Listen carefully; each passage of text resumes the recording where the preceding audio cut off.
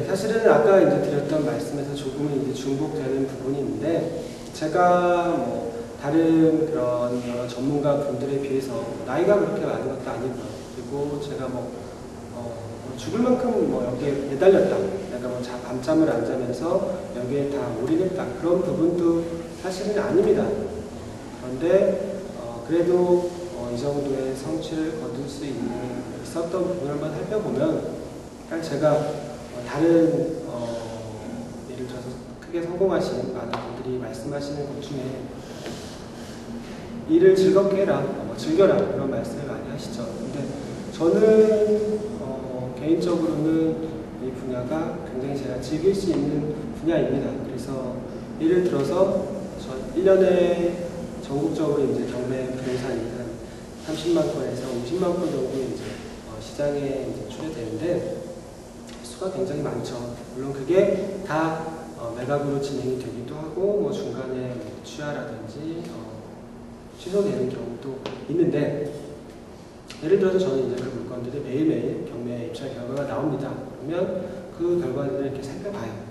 그 물건이 굉장히 매일매일이라고 해도 많지만, 근데 제가 관심이 있는 그런 분야의 부동산들, 아니면 다른 관심 있는 지역, 여러 그런 부동산들이 얼마에 팔렸는지, 오늘 그 도매 가격으로 얼마에 팔렸는지, 어떻게 거래됐는지, 사람이 얼마나 몰렸는지, 요즘 법원 분위기가 어떤지, 그런 부분을 체크하는 게 어떻게 보면 일이라고 생각할 수 있지만, 어떻게 보면 그런 지적 호기심을 또 충족시켜줄 수 있는 굉장히 또 좋은, 재미있는 또 놀이기구가 된다고 볼 수도 있죠. 그래서 그런 부분을 매일 체크하는 것, 아니면 부동산을 보러 서울에 있는 부동산도 있을 수 있고, 경기도 될 수도 있고, 아니면 부산이나 제주도나 아니면 광주도 될 수도 있겠죠. 그러면 가까우면 가까운 대로 제가 나들이 삼아서 다녀오고, 멀면 당일에 다녀오기 어려울 테니까 집사람이나 아니면 애기를 데리고 가족들 같이 여행 삼아서 현지에 가서 부동산도 보지만, 가서 맛집도 찾아서 맛있는 것도 먹고, 거기 이제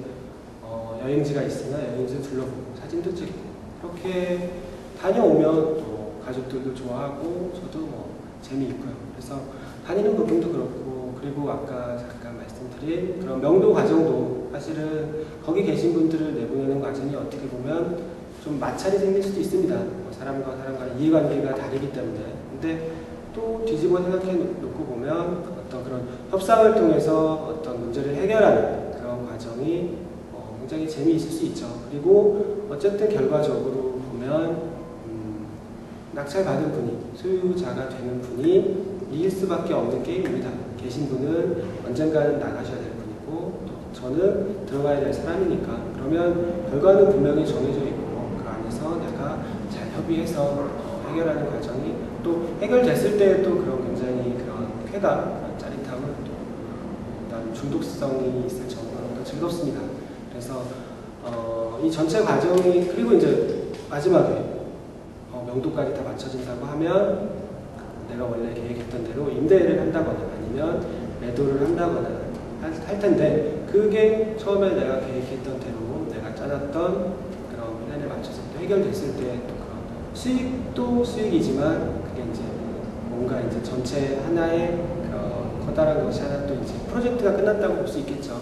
그런 데서 또 성취감도 굉장히 크고요. 그래서 첫 번째는 제가 이제 이 일에 굉장히 스스로 그냥 잘 맞는, 제가 즐기면서 할 수 있는 그런 분야여서일 거라고 또 생각을 하고, 또 한 가지 부분은 아까 잠깐 말씀드렸던 것처럼 저는 사실은 제가 개인적인 성향을 보면 굉장히 이제 위험을 감수하는, 특히 이제 주식 투자를 한다고 보면 저는 급등주 이런 부분이나 아니면 작전주, 아니면 중소형주 해서 하루에도 상한가 왔다 갔다 하는 종목들, 그런 부분을 사실은 많이 봤어요. 우량주도 봤지만 이런 부분 많이 투자할 정도로 사실은 이제 리스크를 감수하는 그런 성향인데, 경매 분야에 들어오면서는 절대 그러지 않았습니다. 결코 한 번도 대박을 바란다거나 아니면 내가 이걸로 무슨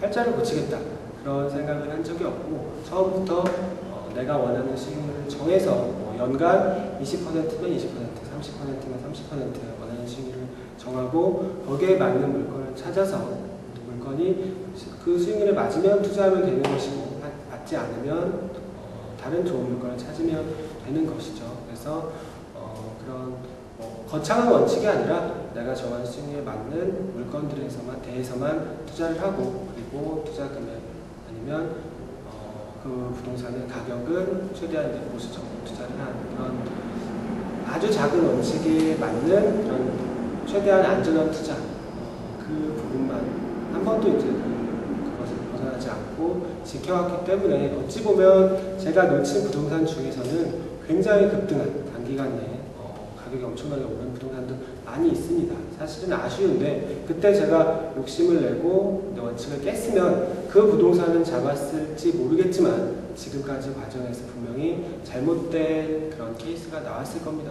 근데 제가 그래도 지금의 성취를 거둘 수 있었던 거는 그렇게 대박 물론 아주 잘된 물건도 많이 있죠. 근데 그런 원칙에 맞춰서 잘못된 실패하는 투자를 한 번도 하지 않았다는 게 지금의 결과를 가지고 오지 않았나 그렇게 생각을 합니다.